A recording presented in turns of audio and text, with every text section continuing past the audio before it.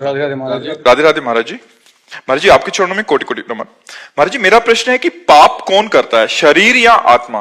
अगर शरीर तो इस देह का क्रम हम अगले जन्म में क्यों भोगते हैं? 3 शरीर है। स्थूल शरीर जागृत अवस्था में इसका भान होता है, स्वप्न अवस्था में सूक्ष्म शरीर का भान होता है और सुषुप्ति में कारण शरीर रहता है।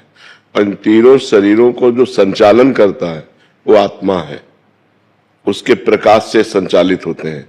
और वो भ्रमवश अपने को शरीर मान बैठा।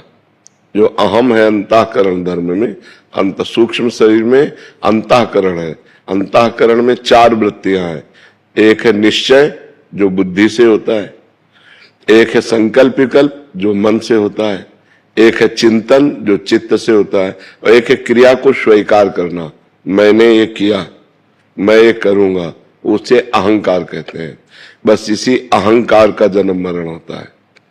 जो आत्म तत्व है वो इस अहंकार में तन्मय हो गया है, तो स्थूल शरीर छूट जाता है, सूक्ष्म शरीर, कारण शरीर और आत्मा उस अहंकार को लेकर के। तो अहंकार को पूरा का पूरा भोगना पड़ता है। मैंने ये किया, मैं ये करूंगा। अगर उसने पाप कर्म किया तो पाप कर्म भोगना पड़ता है, पुण्य कर्म किया तो पुण्य कर्म भोगना पड़ता है। अब पाप कर्म किया तो सूक्ष्म शरीर, कारण शरीर, आत्म तत्व नरक पहुंचा जाकर उसको वहां यातना देह मिली। अब वहां वो नाना प्रकार की पीड़ाएं भोगता है, मरना तो है नहीं। अगर उसने पुण्य किया, बहुत पुण्य किया, तो देवलोक पहुंचता है, तो सूक्ष्म शरीर, कारण शरीर, आत्मा को देव शरीर प्राप्त होता है। और अगर पाप पुण्य फिर बराबर रहे तो फिर मनुष्य शरीर प्राप्त हो जाएगा। ऐसे बार बार जन्म मरण बार बार भोगना पड़ता है। फिर और भी योनियां हैं, 83,99,999 योनियां, उनमें भोगना पड़ता है। जब भजन के द्वारा हम अपने को मुक्त कर ले इन तीनों शरीरों से तो खत्म हो गया। न कारण शरीर, न सूक्ष्म शरीर, न स्थूल शरीर, मैं ये नहीं हूं, ये ऐसे पता नहीं चलेगा, ये भजन से पता चलेगा। जब बुद्धि शुद्ध हो जाती है तब ये ज्ञान हो जाता है, मैं शरीर नहीं हूं अंदर से, तो मोक्ष को प्राप्त हो जाता है। या भगवान में प्रेम हो जाए तो मोक्ष को प्राप्त, 2 के अलावा नहीं।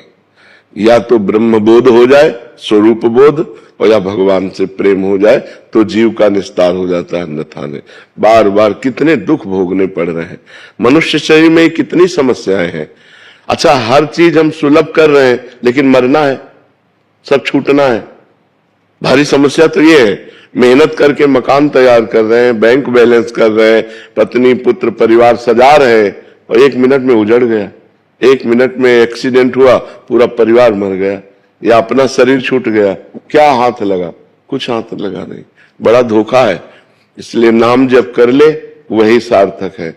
जो भगवान का सुमिरन है वही साथ जाने वाला है, अन्यथा यहाँ सब कुछ छूट जाएगा, सब कुछ छूट जाएगा। बुद्धिमान वही है जो भजन कर ले, अध्यात्म में चल ले। अगर अध्यात्म में नहीं चला तो व्यर्थ जीवन चला जाता है।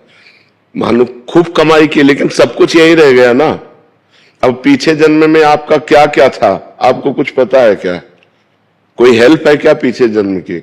जो हमारे कर्म है उन्हीं को भोगना पड़ रहा है, दुख और भोगना पड़ रहा है, पीछे के जन्मों का कर्म भोगना पड़ रहा है। क्योंकि शरीर बदलता है, स्वरूप थोड़ी बदलता है। तो भोगना तो सूक्ष्म शरीर, कारण शरीर, आत्मा को होता है। समझ रहे ना? जो आत्मा देहाभिमानी बन चुका है उसी को भोगना पड़ता है। अहंकार विमूढ़ आत्मा कर्ता हमिति मन्यते, मैं करता हूं तो कर्ता को भोगना पड़ता है। इसलिए नाम जप करो, खूब नाम जप करो। आशुतोष मेहता जी।